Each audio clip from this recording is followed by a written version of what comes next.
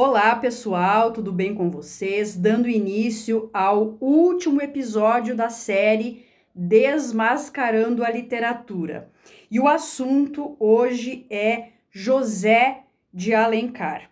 Por que eu decidi falar sobre esse escritor? Porque o nosso primeiro episódio da série foi sobre Machado de Assis.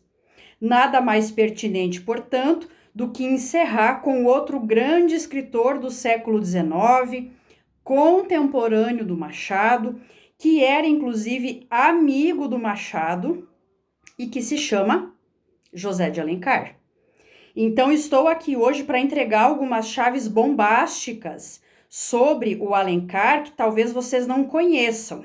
O José de Alencar era considerado pelo próprio Machado como o chefe da literatura nacional naquela época, no século XIX.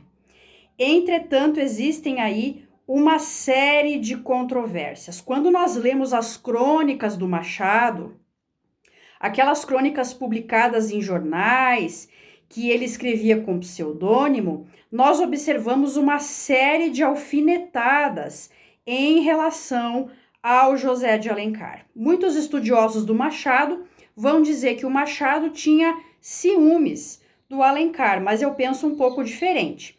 Machado era um crítico do José de Alencar.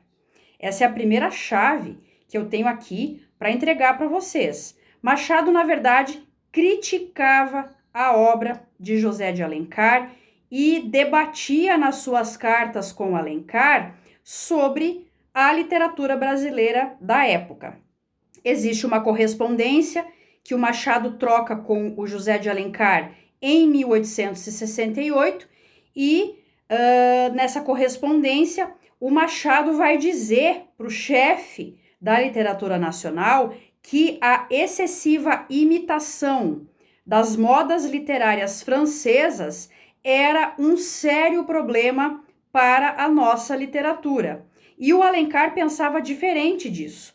O Alencar considerava que a imitação de Victor Hugo era algo reservado às inteligências primorosas. E o Machado vai debater ali com o seu amigo, falando que não era bem assim. Então, essa é a primeira chave. O Alencar compactuava com esse clima de imitação que havia na literatura brasileira oitocentista. Na verdade, não era bem um clima, era uma prática mesmo. Os escritores imitavam Baudelaire, imitavam Victor Hugo. O Machado, como eu disse, não via isso com bons olhos, mas o Alencar era adepto desta prática. E aqui vem a segunda chave bombástica sobre José de Alencar.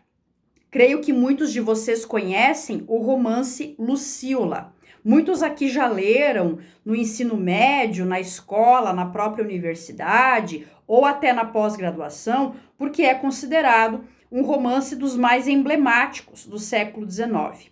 Mas o que eu tenho para dizer para vocês? Este romance é meio que uma cópia da Dama das Camélias de Alexandre Dumas. A Dama das Camélias fez um sucesso estrondoso na França, foi publicado em 1846. O Dumas era um grande romancista e o José de Alencar provavelmente leu a Dama das Camélias e criou a sua Lucíola.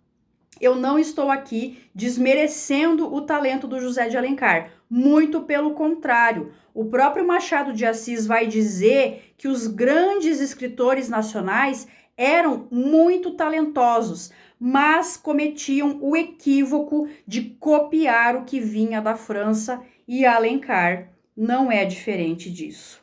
Uma outra chave bombástica que eu entrego aqui para vocês diz respeito à representação do indígena. Alencar é muito criticado por ter germanizado a figura do indígena na sua obra. Por que é que eu estou dizendo isso? Porque se vocês lerem o Guarani e compararem com outras obras da época, entre elas Americanas, que é um poema do próprio Machado de Assis, vocês vão perceber o quanto o Alencar idealizava o indígena. O Peri do Guarani não pode ser considerado uma representação fidedigna dos nossos indígenas. Na verdade, o Alencar vai beber na saga dos Nibelungos, acreditem, uma possibilidade de representação do indígena que nenhuma relação tinha com o que nós verdadeiramente observávamos no nosso país.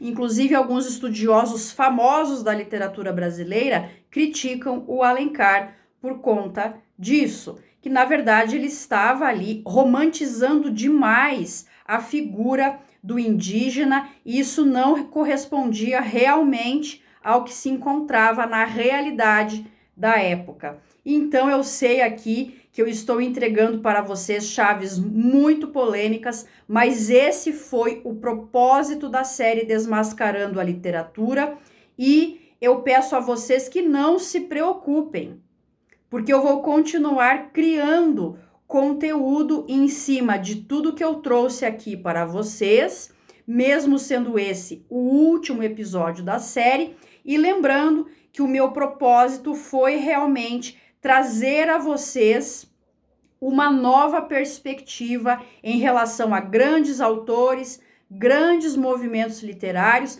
e que vocês possam ter um outro olhar a partir das informações que eu trouxe aqui. E mais uma vez reforço que vocês aguardem, pois teremos novidades em breve. Até mais!